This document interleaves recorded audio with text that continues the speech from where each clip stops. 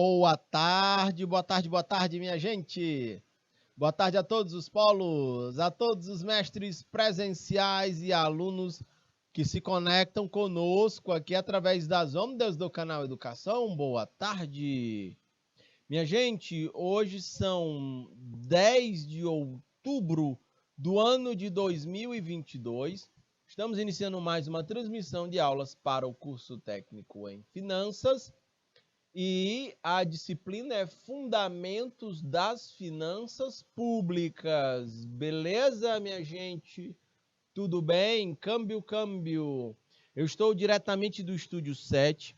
A Nina é minha diretora de imagens. A Sandra Mota é minha assistente. E nós vamos juntos aqui em mais uma aula para finanças. Bacana. Vamos adiante, minha gente. Vamos tratar aqui de finanças públicas, de atividade financeira do Estado. Deixa eu calibrar minha canetinha mágica. E vamos aqui adiante. Olhem aqui, no nosso roteiro de aula, no nosso roteiro de aula eu tenho aqui finanças públicas, nós iremos tratar. Deixa eu botar aqui o azulzinho. Finanças públicas, atividade financeira do Estado. O objetivo é demonstrar como o Estado se relaciona com as finanças. E vocês terão 3 questões complementares para promoverem aqui essa retenção do conhecimento discutido, tá bom? Estou olhando aqui, conectados conosco, Baixa Grande do Ribeiro. São liderados pela profa Aurissandra, confere. Povo de Joca Marques. Povo de J. Marques, vocês podem estar, profa ou prof, compartilhando seu nome aqui pelo chat do IPTV. Também de Queimada Nova, viu? Minha gente, quando eu falo Estado, eu estou me referindo aqui às dimensões União, estados e municípios, né? Administração pública e como eles devem se portar diante da gestão das finanças públicas, beleza? Percebam que na semana passada nós trabalhamos a temática bem-estar social. Como um objetivo, Baixa Grande do Ribeiro, olha aí, profa Aurissandra, beleza, profa, tamo junto. Eu tô aqui olhando pelo chat do YouTube e vendo as participações da Kathleen Talmas.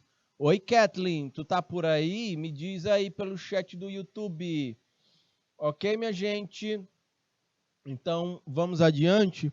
Mas eu tenho aqui as 3 questões relacionadas à nossa aula passada, beleza? Eu quero resgatar alguns tópicos da aula passada na forma de questões nesse nosso começo de aula do dia 10, tá? De outubro. Eu começo pedir que vocês apontassem 2 dilemas para a gestão das finanças públicas. 2 dilemas, 2 grandes desafios para qualquer gestor das finanças públicas. E aqui tem 2 letras, A e B. Na letra A, nós temos as demandas políticas da sociedade moderna. Ela tem imposto ao Estado custos econômicos muito altos. A gente viu na semana passada, vamos ver nesta aula também, que a sociedade moderna ela vai aumentando o seu volume de necessidades, e isso se torna um desafio na medida que o Estado precisa dar conta. Só que quando ele olha para o caixa, para as finanças, ele vai ver aí grandes dificuldades nesse sentido. Então, esse é um dilema muito relevante, tá bom? A sociedade ela vai demandando cada vez mais, a gente viu aqui, né? Os interesses da sociedade são muito difusos. Antes era mais fácil, né? Oi, Kathleen, tudo bem? Há quanto tempo, Kathleen? Senti sua falta, viu? Ah, só vendo você pelo Instagram, no caso, né? Ok? Ei, prof, você começou mesmo aquela. Comeu. Se eu comi mesmo aquelas lagartas, a Kathleen tá dizendo, volta aqui para mim, Nina. A Kathleen tá dizendo que é porque no dia do nordestino, que foi agora, não lembro se foi sábado, sexta-feira, sábado, esqueci. Eu postei umas fotos no Instagram, né, do dia do nordestino. Então, botei uma foto minha lá comendo, tomando água no pote de barro, né? E aí botei umas fotos de uns gonguinhos, né? Os gonguinhos e do coco babaçu. E também botei a foto daquele fumo saci, né? Que o pessoal gosta de mascar, como símbolos do Nordeste. A Kathleen está perguntando se eu já comi o gonguinho mesmo lá do coco babaçu. Kathleen, ali é bom com azeite de coco e farinha de puba, viu? É muito bom, é muito gostoso, bem frito. Ele cru não, mas ele frito com azeite de coco e farinha de puba é bom. É muito energético, inclusive, viu? É muito nutritivo. Os gonguinhos, né? Lá do coco babaçu. É muito bom. Bacana? Então, vejam só. Pode ampliar o slide tudo aí na tela, Nina? Por favor. Ah, mas é muito bom. Experimente. Se você come piabinha frita, né, vai no mesmo sentido, viu? Então, a gente vai ver de interesses muito difusos na sociedade, o orçamento limitado e o Estado tendo que dar conta disso. Esses são alguns dos dilemas. Né? Não, obrigado, não quero experimentar. Na Índia, né, Kathleen? Na Índia lá eles comem barata, eles comem, né? É bem mais exótico, gafanhoto, né? Como é frito, eu tenho a impressão que é igual uma piaba. Você come e a bicha estrala, né? Nos dentes, né? Eu tenho a impressão que é do mesmo jeito. Eu acho que eu me atreveria a comer um gafanhoto. Eu acho que barata não. Mas gafanhoto eu acho que eu me arriscaria. Lá na Índia, né? Um outro grande dilema das finanças públicas é a falta de contrapartida nas receitas, que acaba gerando déficits, né? E aí precisam ser cobertos com a criação de novos impostos. O que é que está sendo dito aqui? É que os gastos são muito altos, diante das arrecadações, gera déficit. Então, por vezes, o atalho que as administrações públicas fazem é aumentar imposto. E isso se torna extremamente ruim para a sociedade, aumentando a carga de impostos. Ok? Tudo bem? Esses são dilemas da gestão das finanças públicas, beleza? Nós temos também aqui na segunda questão do que trata as finanças públicas enquanto objeto de estudo. E aí, de forma bem objetiva, nós temos aqui são operações relacionadas à receita, despesa, orçamento público e o crédito público. Aqui são temas que fazem parte do objeto de estudo das finanças públicas, numa gestão de governo federal, numa gestão de governo estadual, numa gestão de prefeitura. Os gestores precisam ter um foco nessas questões. Receitas, né, arrecadação, despesas, que são os gastos, o orçamento em si, que correlaciona tudo, e como obter crédito público para compensar falta de caixa para resolver algumas questões. Mas a gente vai amadurecendo isso ao longo de toda a aula de hoje. Tá bom?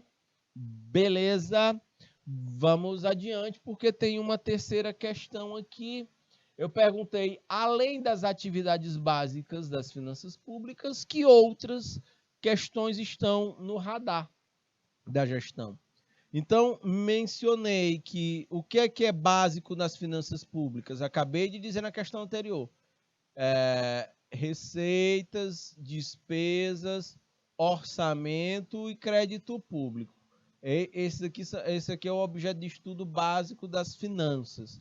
Mas é preciso também a obtenção, distribuição, utilização e controle dos recursos financeiros.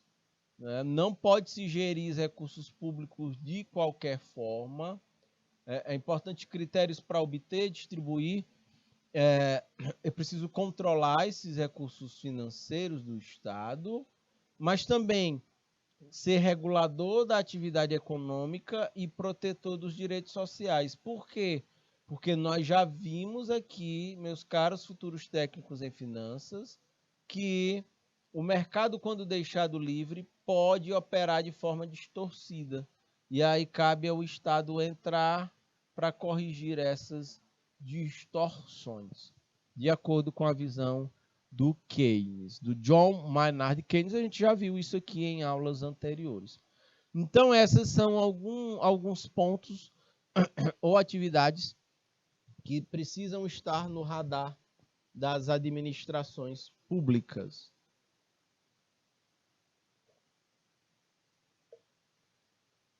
Ok, minha gente? Então, vamos lá. Vamos seguir com a nossa aula de hoje. Eu sou o professor Fernando Galvão e nós vamos juntos em mais essa aula de Fundamentos das Finanças Públicas. Eu quero começar destacando com vocês aqui essa noção de Estado, finanças e sociedade. Não é? Vejam que... E eu quero, inclusive, fazer uma correção aqui.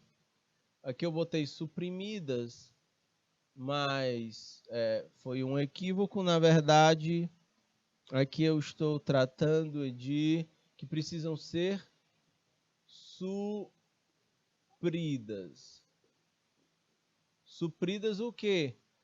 O ser humano tem necessidades fundamentais que precisam ser supridas pelo Estado, principalmente diante de uma realidade de desigualdade social. Eu vi uma frase de um importante economista que já foi ministro da Economia na época dos governos militares. O nome do cara é Delfim Neto. Ele dizia que o mercado é um ótimo alocador de recursos. Ele aloca os recursos de forma a eles serem aplicados e gerarem o melhor retorno possível. Ao tempo em que ele diz que o mercado é um péssimo distribuidor de rendas, porque ele tende a concentrar a renda. E isso é muito ruim para a sociedade, porque aumenta a desigualdade social. Então, percebam, aqui fica claro que no ambiente de desigualdade social, não se pode deixar a economia nas mãos do mercado. O Estado precisa atuar buscando a correção dessas desigualdades sociais. Fica claro nesta primeira passagem aí. A gente também viu várias correntes de pensamento na aula passada que tratavam de bem-estar social, do welfare state, o estado de bem-estar social, e ele é exatamente isso. É o Estado atuando na sociedade, através de políticas sociais, fazendo correções, né, contra a desigualdade social. O Estado aqui deve promover a busca por meios materiais necessários. Só um minuto. Por meios materiais necessários para que ele possa prestar serviços de interesse geral da sociedade que eles são atribuídos, né? Os meios materiais necessários é estímulo ao consumo das pessoas, aos investimentos das empresas, a um país conseguir exportar mais, importar menos. São meios materiais, são ações de Estado que beneficiam o bem-estar geral da sociedade. Pequenas pausas que eu dei aqui é porque eu vou dar uma paradinha para tomar uma água, porque a garganta está bichando aqui. Vejam, continuando aqui, de acordo com Matias Pereira, as finanças públicas de um país, elas são orientadas para o que a gente já discutiu aqui. Gestão da receita, gestão da despesa e gestão do orçamento e do crédito público. Deixa eu destacar aqui, porque vejam, o orçamento, como é que a gente define o orçamento de forma objetiva? Orçamento, ele é uma peça elaborada pela administração pública em que a gente vai ter você define, você fixa despesas e você estima receitas. Então, você faz uma previsão de receitas que vão se realizar e que você vai fixar despesas. É importante que este plano seja bem feito, bem planejado, para que as minhas despesas não estourem e saiam para além do que eu planejei, ou que minhas receitas sejam bem menores do que eu estava estimando ou esperando. Porque senão vai ser um desastre, entendem? Então o orçamento ele é isso. E ele é até uma peça técnica, de elaboração técnica, mas o orçamento ele as definições, as tomadas de decisões, elas são eminentemente políticas, porque lá estão as prioridades da tomada de decisão. Estou priorizando gastos nessa área, nessa e nessa. Logo, eu vou estar alimentando de menos gastos esta outra e esta outra. Entendem? Essa definição, essa determinação, ela é política. Varia de governo para governo, porque cada um tem a sua ordem de prioridades. Entendem? Mas o orçamento é isso. Eu vou fixar despesas, vou gastar com isso. Esses investimentos. Ok? E vai estimar receitas. Estou esperando arrecadar com isso. Entendem? Essa é a questão. Essas são preocupações. E detalhe, o orçamento certamente ele é uma restrição financeira. Eu estou me limitando ali meu raio de ação. Nem tudo que está no meu orçamento eu consigo resolver, eu consigo fazer com o orçamento disponível. Então, o que acontece é que, por vezes, a administração pública vai precisar compensar essa falta com crédito público. Ele vai precisar pegar grana emprestada para fazer certas coisas porque ele não tem disponibilidade de caixa no orçamento. Entendem? Esses são pontos que são fundamentais, meus caros futuros técnicos em finanças. Tá bom? Beleza? Então, seguindo aqui adiante no slide, vejam só. Estão, dentre as preocupações principais que o Estado tem, nós vamos aqui, deixa eu botar em marca-texto verde, a obtenção, a distribuição, que mais? A utilização e o controle dos recursos financeiros do Estado. Okay? Obter, como é que o Estado vai arrecadar recursos para financiar suas atividades, a distribuição e utilização e o controle. O controle dos recursos financeiros, isso é fundamental para você gastar bem, você aplicar bem a grana, não é, disponível e fazer com que ela volte o máximo possível. Tipo, vou fazer um investimento que aquele investimento gere o maior número de benefícios possíveis. Isso aqui está no raio de ação das finanças públicas. De acordo com Bastos, que foi citado por Matias e Pereira, ele vai dizer que a atividade financeira normalmente ela é realizada para, abre aspas, a partir da obtenção de receitas, pela gestão dos produtos de arrecadação, pela efetivação do dispêndio e de despesas estatais. Então, o Estado vai buscar captar recursos, vai definir a estrutura de gastos e, a partir dessa estrutura de gastos, ele vai fazer aí as suas despesas. Com custeio da sua estrutura de funcionamento e com os investimentos necessários e serviços públicos que são demandados pela sociedade. Está aí uma conexão entre Estado, finanças e sociedade, que é o que a gente propôs no título deste slide aí. Tá bom?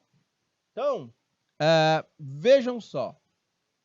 Eu tenho aqui uma síntese disso, em que as finanças públicas, elas têm como elementos a receita, como é que o Estado vai captar essa grana, a receita aqui, beleza. De posse da minha receita, e a despesa? Qual vai ser a dimensão das minhas despesas? Minha receita é maior que a despesa na gestão financeira? Ou a minha despesa é maior que a receita? Ou elas estão equilibradas? Entendem? Qual vai ser a situação aí do meu orçamento? O orçamento é isso. O orçamento ele é receitas estimadas e despesas fixadas. Isso é o orçamento. Geralmente, na administração pública, a gente tem despesa maior que receita. Quando isso acontece, eu ainda tenho que dar conta de necessidades da sociedade. Para isto, aí o poder público recorre a crédito público. Ele vai buscar grana emprestada para compensar a falta de recursos disponíveis para financiar um determinado investimento, de repente infraestrutura ou qualquer outra coisa parecida, tá bom? Aí é crédito público. Então, nós temos esses elementos aqui como principais dentro da ordem de preocupações, que seja gerir finanças públicas de estados, de municípios e de governo federal. Ainda tem um outro detalhe importante, né? Minha gente, é que essa receita, esta receita aqui, ela flutua. Flutuante. Por que eu estou dizendo que é flutuante? Porque eu tenho períodos do mês em que a receita é maior, que a receita é menor, mas a prefeitura, o Estado, eles precisam dar conta, fazer a gestão do mesmo jeito. Entendem isso? A gente tem uma sazonalidade. Tem períodos em que a prefeitura recebe mais dinheiro. Tem períodos dentro do mesmo mês. A prefeitura recebe de 3 vezes os recursos a ela destinados por transferências do governo federal. Então, ela recebe no começo, no meio, no final do mês. Nesse período, tem períodos em que o caixa dela aumenta, ela recebe mais. Tem repasses que são menores, mas as obrigações, as despesas estão postas. A prefeitura precisa organizar financeiramente para estar honrando essas suas obrigações financeiras. Ok? Por isso que há uma necessidade de uma gestão cada vez mais profissionalizada das administrações públicas. Então, vocês, quanto futuros técnicos em administração, podem operar no mercado, vocês podem estar trabalhando no mercado de trabalho, tanto na iniciativa privada, como vocês também podem auxiliar a gestão pública nesse sentido. As prefeituras podem ser importantes oportunidades de trabalho para vocês. Beleza? Por isso a importância de a gente estar discutindo isso aqui. Vamos imaginar aqui uma prefeitura que tem que pegar crédito público. Ela vai captar um empréstimo para fazer um determinado investimento. A prefeitura precisa ter caixa. Porque para pegar um investimento, uma cláusula contratual é que a prefeitura tenha contrapartida. Ou seja, ela tenha pelo menos 10% daquele investimento que ela quer fazer, daquele recurso que ela quer pegar emprestado. Ela precisa ter 10%, é a contrapartida.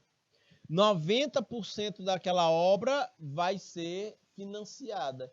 E a prefeitura vai ter esta obrigação financeira de pagar aquele empréstimo. Obviamente, terá uma taxa de juros aí embutida nessa operação de crédito. Tá bom?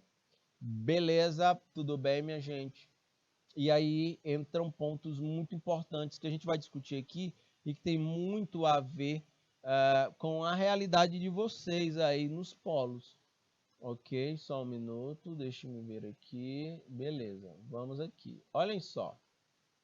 Eu estou falando disso, estou falando dessa estrutura das finanças públicas, mas vejam que do ponto de vista técnico, aí quando a gente vai olhar para o ponto de vista social, eu trouxe aqui os 3 primeiros artigos da Constituição Federal de 88. A Constituição Federal de 88, ela define aqui o Brasil como um Estado democrático de direito.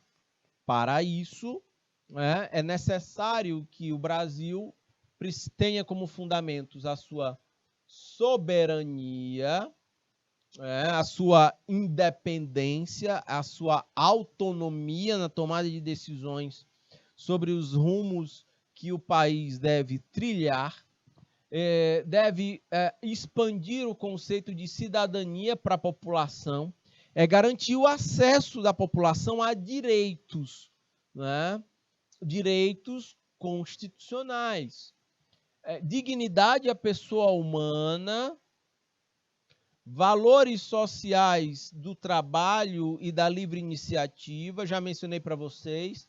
Isso torna o Brasil uma economia capitalista, de livre iniciativa, e que o país conviva com pluralismo político, diferentes visões políticas, negociando e dialogando, em condições políticas e democráticas para que a gente atinja o desenvolvimento.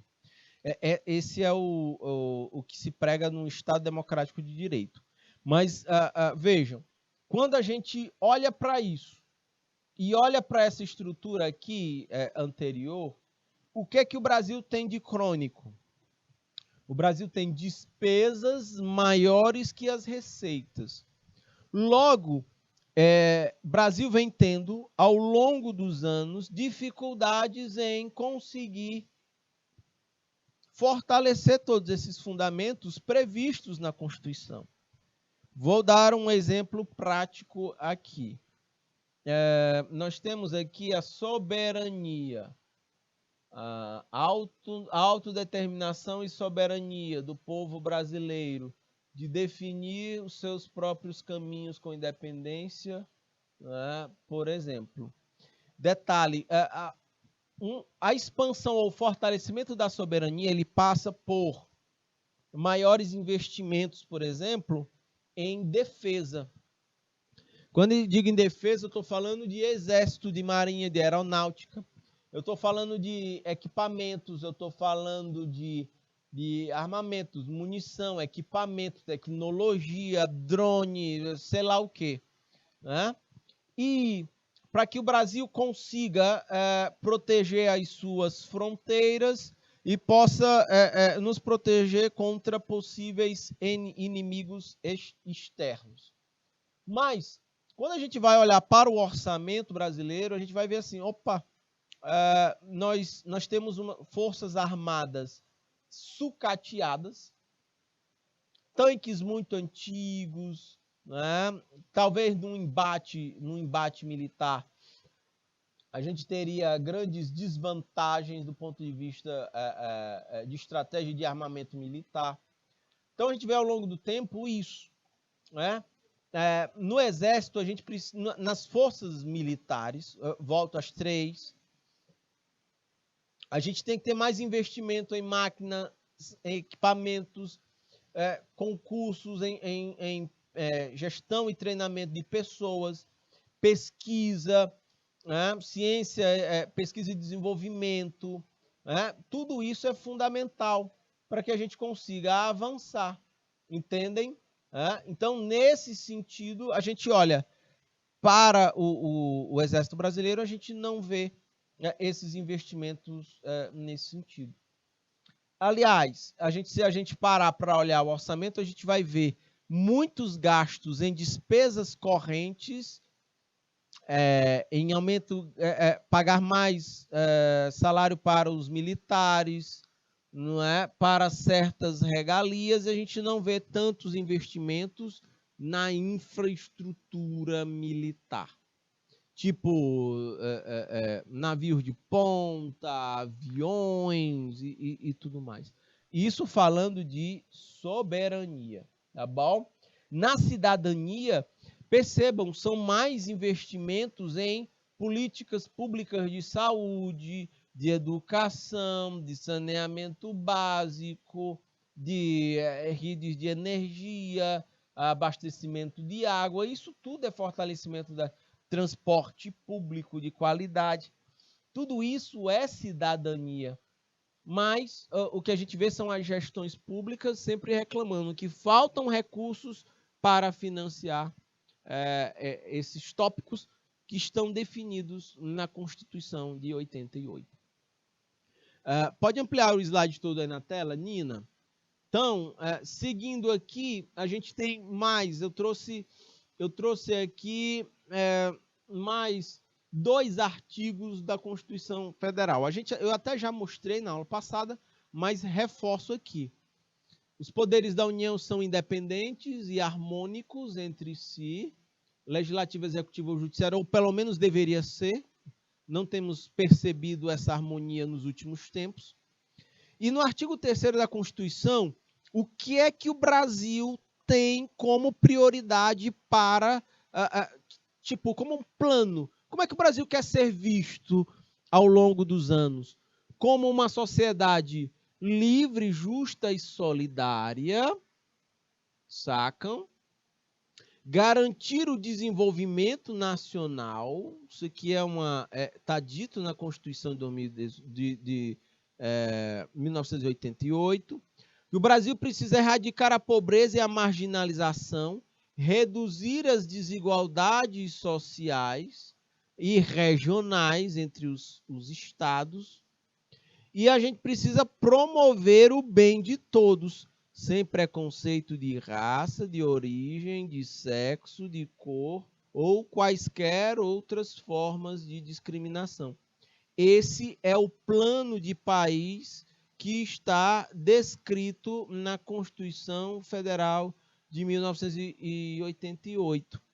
O detalhe é que o Brasil tem muitas dificuldades de conseguir fazer com que isso se materialize, que isso saia do papel e que, vamos dizer assim, porque na medida que isso aqui sair do papel, a gente terá um país conseguindo garantir condições melhores de vida para as pessoas. Entendem? Essas são algumas buscas. Tem gente que diz assim, mas as finanças públicas não cabem na Constituição de 88. Tem muita crítica que diz assim, essa Constituição ela dá muitos direitos e poucas responsabilidades e poucos deveres. Mas vejam, aí volta aqui para mim, Nina, por favor. Na verdade, entra aquele grande dilema, né? Quem é que vem primeiro? É o ovo ou é a galinha? Você tem uma Constituição que ela garante todos esses elementos aqui. Aí o pessoal que está na administração pública chega e diz assim, mas não temos recursos para dar conta de tudo. Onde é que está o problema? Está na Constituição ou na incapacidade do país de gerar receita para financiar esse estado de bem-estar social? Entendem? O Brasil, de 1980 a 2014, o Brasil cresceu 2,8%. é uma taxa de crescimento muito baixa, eu diria até pífia, né? Se a gente pegar o Brasil de 2015 até 2022, nós temos uma taxa de crescimento de 0,6%. Nós jamais, nesse ritmo, conseguiremos gerar receitas capazes de dar conta de todos esses princípios constitucionais. Porque com crescimento econômico, a gente tem ativação da economia, a gente tem mais receitas e a gente tem mais possibilidades do Estado de arrecadar e fazer o seu custeio, fazer seus investimentos, né? Oferecer serviços públicos e a gente ter melhoria na qualidade de vida das pessoas. Entendem isso? Esse é o grande gargalo que nós temos. Se o Brasil não crescer e não gerar receita, nós não conseguiremos fazer isso. Vocês querem que eu dê um exemplo? O salário mínimo, de acordo com a Constituição Federal, que o salário mínimo deveria cobrir gastos com saúde, educação, moradia, lazer, né, vestuário, o salário mínimo deveria ser na casa dos R$6.000. Mas quando a gente vai para o que está posto agora, o salário mínimo está na casa dos R$1.200. Olha a diferença aí, entendem? E aí, é impossível a gente chegar aos 6.000 no ritmo em que nós estamos, pode ter certeza que sim. Ok? O Brasil é muito exportador de matérias-primas, o Brasil precisa exportar tecnologia, inovação e conhecimento, precisa investir mais em ciência e tecnologia, agregar valor, extrair menos petróleo grosso e refinar para a gente exportar petróleo refinado. São essas as saídas que o Brasil precisa. Diminuir a dependência de petróleo e aumentar a capacidade de geração de energias renováveis. É essa sacada que pode permitir que o Brasil possa alçar níveis mais elevados de desenvolvimento. Tá bom? Beleza, minha gente. A gente só precisa seguir a Constituição. É basicamente isso. E aqueles tópicos que a gente já discutiu em macroeconomia, né? Pleno emprego, a economia precisa crescer, gerar emprego, crescimento econômico, estabilidade econômica. São esses elementos que são capazes de fazer a economia expandir. E ainda toco em mais tópicos, ainda boto mais tópicos aqui. Estimular consumo das famílias, investimento privado, aumentar gastos públicos e exportar mais, importar menos. Sacam? Ó o roteiro que eu estou dando. O detalhe é que executar tudo isso tem sido muito difícil. Isso faz com que o Brasil tenha grandes dificuldades. Tá bom? Mas vamos adiante. Ficou tão lindo, ó, o slide amarelo e verde, né? Ó, que coisa bonita. Pode ampliar o slide todo aí na tela, Nina, por favor. Agora, eu queria mostrar para vocês aqui alguns conceitos que são muito importantes para a gente continuar avançando nas finanças públicas, né? E que fazem todo sentido para que a gente discuta aqui e para o nosso objetivo de aprendizagem. Primeiro ponto, o que é a atividade financeira do Estado?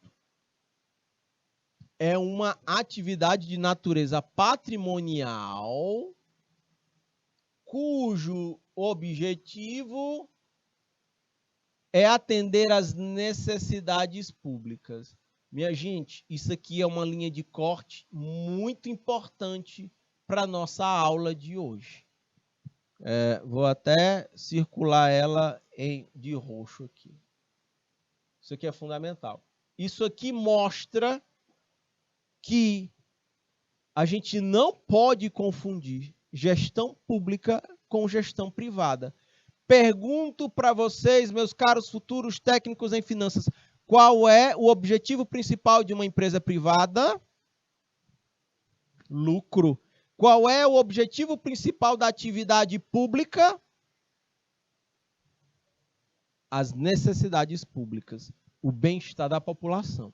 Essa linha de corte, ela deixa muito claro que é diferente. Não dá para a gente confundir gestão privada com gestão pública. E vou dar um exemplo para vocês. Pode voltar aqui para mim, Nina. Vamos imaginar aqui a política de abastecimento de água e de saneamento numa região, num estado ou numa cidade. Bora botar aqui em Teresina. Tem gente morando num lugar chamado Taboca do Pau Ferrado, né? É o nome do povoado. E aí lá na Taboca do Pau Ferrado tem um número de pessoas. Essas pessoas precisam de abastecimento de água e de saneamento básico.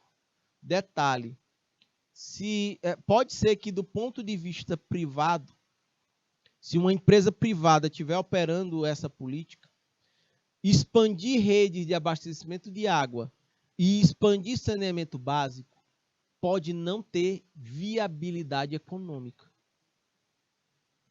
Entendem? Pode ser que o que arrecade cobrando das pessoas, pode ser que o que arrecade daquilo ali não gere retorno para o investimento feito. Logo, a visão privada ela não vai executar a obra. Por quê?